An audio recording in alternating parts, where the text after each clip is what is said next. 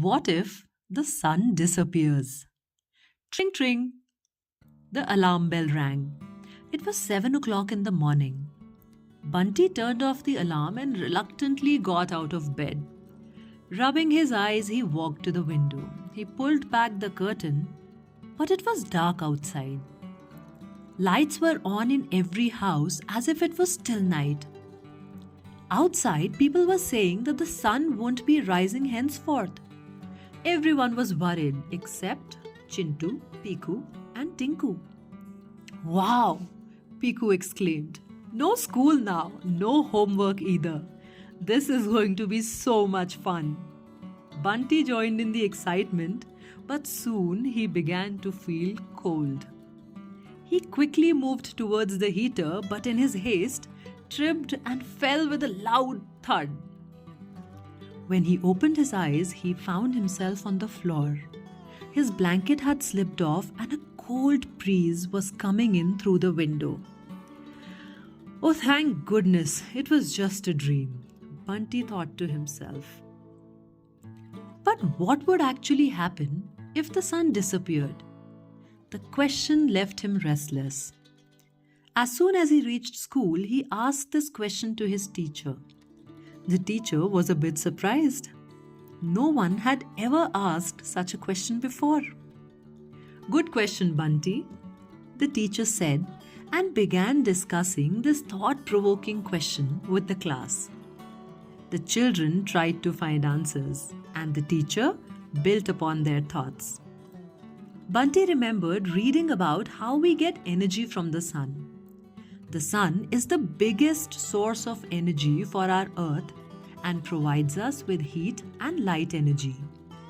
We can see things around us because of light, while thermal energy means heat keeps the earth warm, which is essential for life on earth.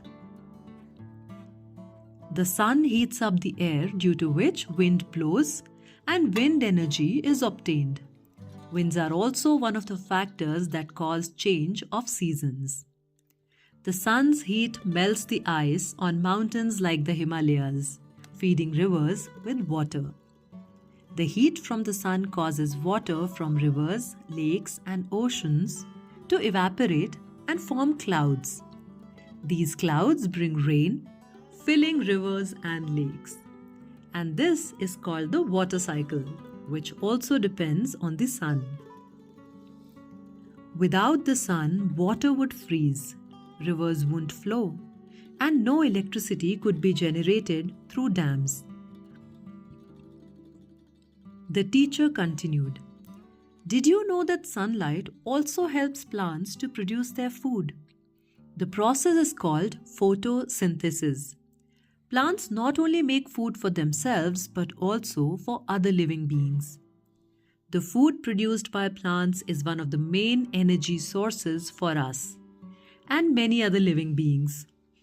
And the most important part, during photosynthesis, plants release oxygen, which we need to breathe.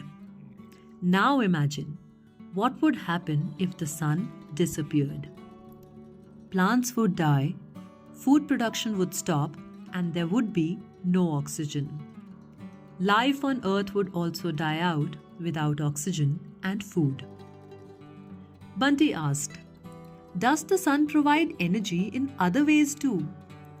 The teacher pointed to the solar light outside the classroom and said, "Absolutely. Solar panels use sunlight to generate electricity. Even the fuels we use, like coal and petrol, owe their existence to the sun."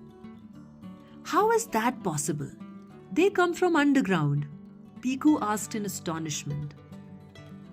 The teacher smiled and replied, "You're right, Piku, but millions of years ago, plants and animals that grew with the help of sunlight died and got buried under the earth's surface. Over millions of years, they transformed into coal and petroleum. So we can say that the energy we get from these fuels actually originates from the sun."